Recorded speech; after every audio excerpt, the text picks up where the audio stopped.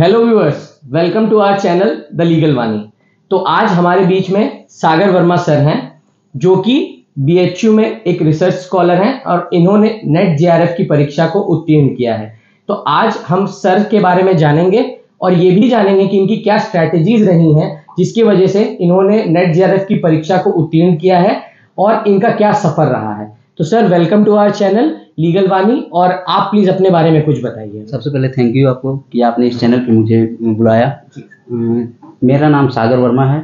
मैंने BCom, LLB, LLM और BHU से किया है और अभी प्रेजेंट टाइम में मैं पीएचडी कर रहा हूँ बनारस हिंदू यूनिवर्सिटी में ही।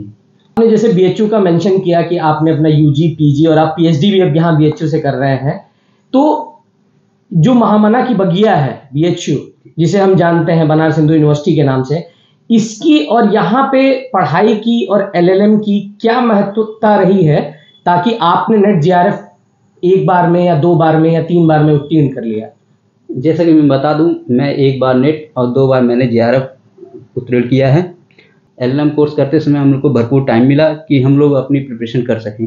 स्ट्रेटजी ये रही कि हमने previous year question papers, Krishna Murari sir की नोट्स और एक यूट्यूब चैनल है वाईजी लॉ, और साथ में मैंने इंटरनेशनल लॉ के लिए करिश्मा मैम का लेक्चर दिया था।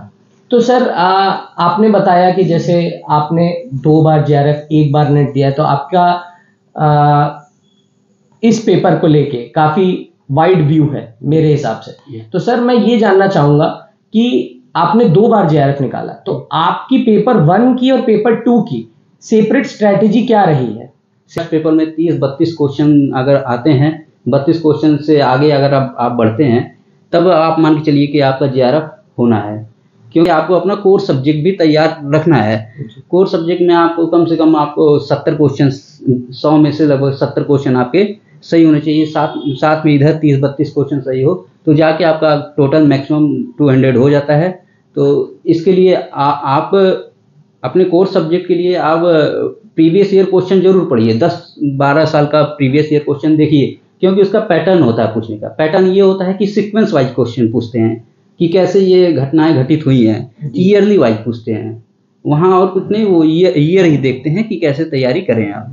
फर्स्ट पेपर के लिए आप सबसे पहले ध्यान दीजिए कि जो मैथमेटिक्स का बैकग्राउंड, जो मैथ थोड़ा पढ़ा हुआ है, उसके लिए फर्स्ट पेपर कुछ नहीं है, बहुत आसान है। फर्स्ट पेपर में सबसे पहले तो आपको logical reasoning, mathematical reasoning, DI का क्वेश्चन और कॉम्प्रिहेंशन, ये कुल मिला के 20 क्वेश्चन हो जाते हैं। 20 क्वेश्चन में आपको इतने इजी क्वेश्चन मिलेंगे कि आप सॉल्व कर लेंगे। डीआई का क्वेश्चन 5 क्वेश्चन आएंगे, उसमें से भी आपको पिक एंड चूज ही करना पड़ता है। कॉम्प्रिहेंशन में भी आपको चूज ही करना पड़ता है उठा के।